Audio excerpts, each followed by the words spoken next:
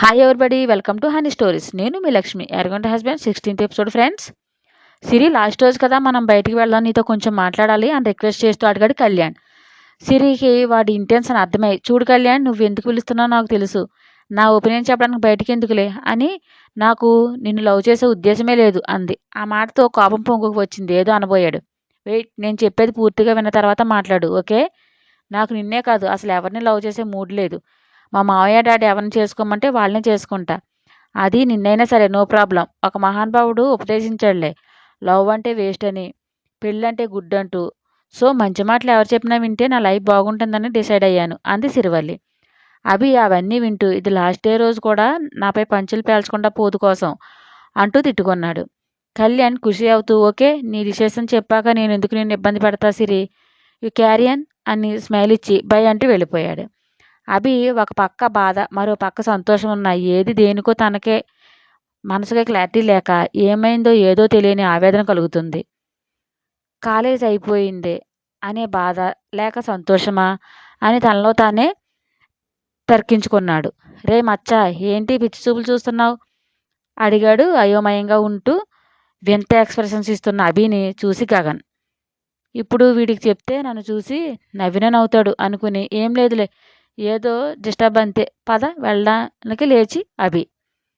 రే, ఈరోజు అలా అలా తిరిగి పోదాంరా, ఇప్పుడే ఇంటికి పోయి పీకేది మాత్రం ఏముంది, మమ్మీస్ టీవీ సీరియల్ చూస్తే వాటిని ఫాలో చేయడం తప్ప అంటూ నవ్వాడు గగన్. తన మూడ్ బాగోక వెళ్తే కొంచెం మనసు డైవర్ట్ అవుతుందనిపించి, సరే పద వెళ్దామని బయలుదేరాడు అభి. సిరి ఇంటికి వెళ్ళి హేమ ఉండడంతోనే అత్త అని అరుస్తూ ఆమె చుట్టేసింది. ఎన్ని రోజులైంది ఇంటికి వచ్చి, నన్ను చూడగానే అత్త ఎగురుతున్నావు, మూతి బిగించుకుంది హేమ.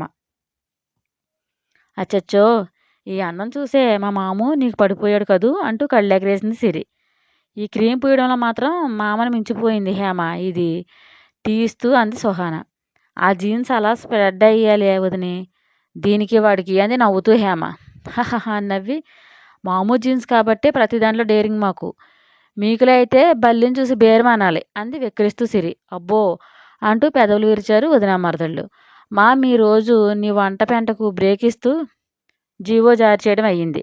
గడ్డి వండడం అవి రెడీ అయితే మనం నైట్ డిన్నర్ చేసి మూవీ అలా అలా సిటీని ఒక రౌండ్ చేసి వద్దాం అంది సిరి. సుహాన గుర్రుగా చూసి, ఆహా అలాగా, మేడం గారు ఆడరా, చిత్తం మరి, మార్నింగ్ నేను వండిన గడ్డి మేసిన దూడెవరో అంది పళ్ళు నూరుతూ. సిరివల్లి అనే క్యూట్ దూడ వదిన అంటూ నవ్వింది హేమ. ఏంటి వదినకు నూరు ఆసరా మరదలు అని, మదర్స్ బర్రెలైతే కిడ్స్ దూడలేగా, మై స్వీట్ మమ్మీ అంటూ సాగదీసి, పంచి పేలిపోలే సిరీనా మజాక అని కుక్కిరించి లలలా అంటూ ఎగురుతూ వెళ్ళింది. ఇది వరుస, మాటలు నేర్చిన కుక్కను వేటకు పంపితే ఉసుకో అంటే ఉసుకో అందంట, అలా ఉంది దీని వరుస, ఇదంతా నీ మొగుడు నా మొగుడు పెట్టిన గారం మహిమ అంది తల కొట్టుకుంటూ సుహాన. హేమ నవ్వుతూ, అది బంగారం వదిన అంది. సరే ఫ్రెష్ అవ్, ఆర్డర్ వేసింది, బయటికి వెళ్దాం అంటూ వెళ్ళింది సుహాన. హాలిడేస్ వల్ల ఇంట్లో ఫ్రీగా ఉండి కాళ్ళు బారుగా చాపి ఊపుతూ క్రికెట్ మ్యాచ్ చూస్తున్నాడు అభి. సింధు వచ్చి, రే కాళ్ళేంట్రా టోల్గేట్ల చాప అవుతి అంది. పోవే పొట్టి, నువ్వు చెప్తే నేను వినాలా అన్నాడు ఊపడం ఆపకుండానే. రే నన్ను పొట్టి అంటే ఊరుకోనందుకు కోపంగా చూస్తూ, ఊరుకోకపోతే ఊరేగు, ఎవరొద్దన్నారు, అయినా పొట్టి వాళ్ళని పొట్టే అంటారే పొట్టిదానా అంటూ నెత్తిన ముట్టాడు. నువ్వే రేవులో తాడలే ఎదిగావు, పోరా కొంగ కాళ్ళోడు అంది ఉక్రోషంగా. ఏడవకులే, రేపటి నుండి ఉప్పు బస్తా కాళ్ళకు కట్టేసి వేలాడదీస్తా, కాస్త తాగుదూలే వెక్కిరించాడు. అంటూ అరిచింది గట్టిగా. అప్పుడే ఎంట్రీ ఇచ్చాడు గగన్. సింధు అరుపుతో తుళ్ళిపడ్డాడు. అభి చూసి, రే భయపడకు, మా ఇంట్లో ఒక డైనోసార్ ఉందిలే, దానికి పిచ్చెక్కి అలా అరుస్తుంది, నువ్వురా అన్నాడు. గగన్ చూసి కొంచెం తగ్గి అన్నవైపు కాల్ చేసేలా చూసి, పోరా డాడీని రాని నీ సంగతి తెలుస్తా అని రూమ్కి వెళ్ళింది సింధు. ఏరా, ఎవరో ఒక సతాయించందే నీకు తిన్నది అరగదా అంటూ అభి పక్కనే సెటిల్ అయ్యాడు గగన్. తను అన్నది సిరి గురించి అని తెలిసి సిరి జ్ఞాపకం రాగానే కొంచెం డల్ అయ్యాడు అభి. ఏంట్రా మచ్చా, ఎక్కడికి పోయావు అంటూ కదిపాడు గగన్. అదేం లేదు అని ఇంకేంటి విశేషాలు అడిగాడు. ఏముంది, కంపెనీకి ఎప్పుడు వస్తావు అని రోజు ఒకటే దొబ్బుతున్నాడు మా డాడ్, నాకేమో చిరాకు వస్తుంది కంపెనీకి వెళ్ళాలంటే అని నీరసంగా మొహం పెట్టాడు గగన్. సింధు డ్రింక్ తెస్తూ గగన్ చూసి ఫేస్ నవ్వుకుంటూ వచ్చింది. మరి వెళ్ళక ఏం పొడుస్తావేంటి, సిటీ రోడ్లన్నీ సర్వే చేస్తావా ఉరిమి చూసా అడిగాడు అభి. పోరా నువ్వు ముసలోడివి, నీతో చెప్పడం కూడా వేస్టే అని.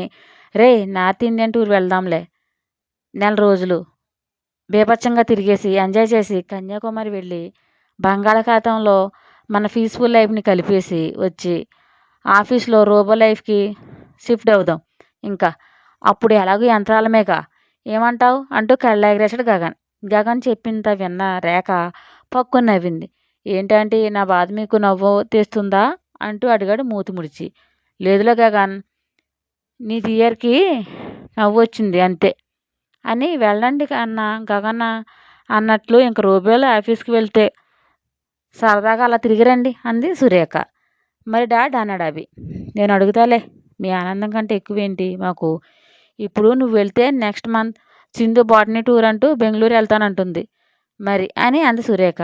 మామ్, నీ కన్నింగ్ ఐడియాలు నాకు తెలుసు. ఇప్పుడు నేను ఏదైనా అడ్డుపొల్ల వేస్తానేమో నీ పుత్రరత్నం టూర్కి నెక్స్ట్ మంత్. ఇది నోరు మూసుకుని ఇంట్లోనే కూర్చుంటుంది, ఏదైనా చేస్తే అనే కదా ఇండైరెక్ట్గా వార్నింగ్ ఇస్తున్నావు అంది కొరకొర చూస్తూ సింధు. గుడ్ క్యాచ్ అన్నారు ఇద్దరు కోరస్గా. గగన్ వాళ్ళను ముచ్చటగా చూసి సిరి కూడా వీళ్ళలో కలిసిపోతుంది కోడలుగా వస్తే అనుకున్నాడు. రాజేష్ ద్వారా అభి వాళ్ళు టూర్ వెళ్ళే విషయం తెలిసిన స్నేహ తను ఎలా అయినా వాళ్ళతో వెళ్ళి అభిని ఇంప్రెస్ చేయాలనుకుని మానసని అడిగింది. మనం కూడా వెళ్దామే సరదాగా టూర్, ఫ్రెండ్స్తో వెళ్తే అదో హ్యాపీ కదా. నైస్గా ఐస్ చేసింది. సరే వెళ్దాం, గగన్కి చెప్తే మనం వస్తామని అంది మానస. ఎస్ అనుకుని ఇన్నర్లో సంబరపడింది స్నేహ. ఫోన్ చేసింది మానస గగన్కి. మేము కూడా వస్తాం మీతో అడిగింది. గగన్ డౌట్గా, నీకుగా నువ్వే అడుగుతున్నావా, రాజేష్ అడగమన్నాడా? రాజేష్ కాదు, స్నేహ అడగమంది అంది కంగారుగా. నేను అదే అనుకున్నా, దాని చెత్త ఐడియా ఏంటో నాకు తెలియదా లోలోనే చిరాకు పడుతూ. వద్దు మనస, జెంట్స్ మాత్రం వెళ్తున్నాము, నువ్వు ముందు ఆ స్నేహ మాటలకి మెల్ట్ అవ్వకు, అది ఖతర్నాక్ లేడీ, కేర్ఫుల్గా ఉండు అంటూ కాల్ కట్ చేశాడు. స్నేహకు కాల్ చేసి జెంట్స్ మాత్రమే అంట కుదరదన్నాడు అని రెండో మాట లేకుండా పెట్టేసింది ఫోన్ మానస.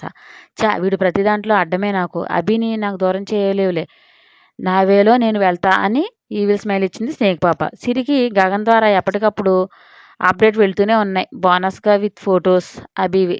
చేయి బ్యాచిలర్ లైఫ్ బాగా ఎంజాయ్ చేయి, తర్వాత నీకు ఆ అవకాశం ఇవ్వనులే మిస్టర్ అభిరామ్ అనుకుని నవ్వుకుంది. అభి వాళ్ళు నెల రోజులు హాయిగా ఎంజాయ్ చేసి తిరిగి వచ్చారు ఇళ్లకు. కొడుకుని అన్ని రోజులు చూడకుండా ఉండటంతో సురేఖ బెంగ పెట్టుకుంది. రాగానే ఎమోషనల్ అయింది. తల్లిని హత్తుకుని మిస్ యూ అమ్మా అన్నాడు అభి. మీ అమ్మ కూడా ఎంత మిస్ అయింది అని చేతులు బారుగా చాపి, ఫుడ్ తినలేదు అని కోపంగా చూసింది సింధు. ఏంటి మా, తినకపోతే హెల్త్ పాడైపోదు అంటూ ప్రేమగా తానే తినిపించాడు తల్లికి. 2 days తర్వాత అభి బాబు జాబ్లో జాయిన్ అయ్యాడు. ఎస్ఎస్ సంస్థలో జాయినింగ్ లెటర్ ఇచ్చి ఫార్మాలిటీస్ అన్నీ పూర్తి చేసి తన సీట్లో ఆసీనుడయ్యాడు. ట్రైనర్ అయిన వర్క్లో తన స్కిల్స్ చూపిస్తూ త్వరగానే టీం లీడర్ ప్రశంసలు అందుకున్నాడు. అసలే అందగాడు, కోపం రానంత వరకు మిస్టర్ కూల్, కోపం వస్తే మనకు తెలుసుగా. టీంలో ఉన్న నేత్ర అనే అమ్మాయి అభిని చూడగానే లవ్ ఎట్ ఫస్ట్ సైట్ అన్నట్లు డీప్గా లవ్లో పడిపోయింది. పాప ఏదో వంకతో మాట్లాడడం, తాగడం, కాఫీ ఆఫర్ చేయడం, అభిని పటాయించే ప్రయత్నం గట్టిగానే చేస్తుంది. ఇదంతా చూసిన రాజేష్ వీడికి ఎక్కడికి వెళ్ళినా పాపల ఫాలోయింగ్ వదలదు అనుకుని నవ్వుకున్నాడు. నేత్రను సైట్ కొడుతూ ఎలా అయినా లవ్లో దింపాలని మరొక పర్సన్ చూస్తున్నాడు. నేత్ర అస్తమానం అభితో ఏదో ఒకటి మాట్లాడడం జీర్ణించుకోలేక కోపం పెంచుకున్నాడు. సీనియర్ కావడంతో అభి చేసే వర్క్కి వంకలు పెట్టడం, అయిన దానికి కాని దానికి బ్లేమ్ చేయడం, వెకిలిగా నవ్వడం చేస్తూ ఇరిటేషన్ తెప్పిస్తున్నాడు. అసలే యాటిట్యూడ్ బాబు, మంట నశాలంకి ఎక్కితే ఇంకా మామూలుగా ఉండదు. వాచ్లో దొరికాడు వాడు.